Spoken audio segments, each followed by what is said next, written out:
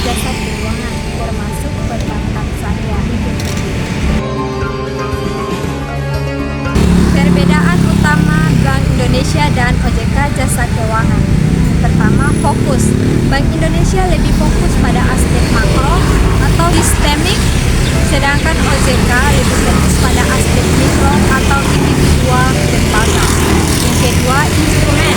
Bank Indonesia menggunakan instrumen moneter, sedangkan OJK menggunakan instrumen pengawasan perbankan. Tingkatannya, Bank Indonesia menjaga stabilitas sistem keuangan secara keseluruhan.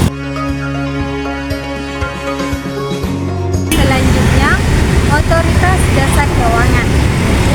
Dia mengawasi secara langsung kegiatan perbankan syariah. Nah, keduanya saling melengkapi dalam menjaga stabilitas dan kesehatan industri perbankan syariah di Indonesia. Ingin tahu lebih dalam mengenai aspek ketentuan misalnya tentang perbedaan pengawasan antara perbankan konvensional dan bank syariah, atau mengenai peran Dewan Pengawasan Syariah atau DPS.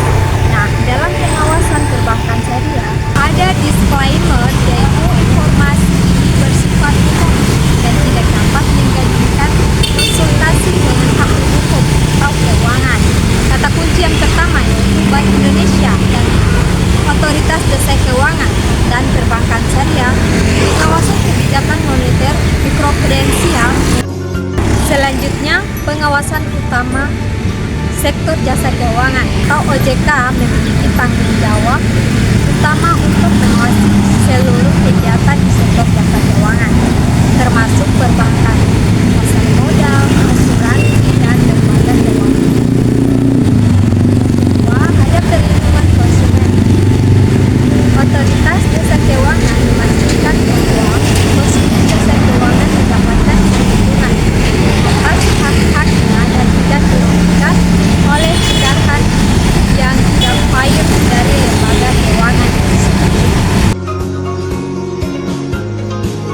Ketiga, stabilitas sistem keuangan.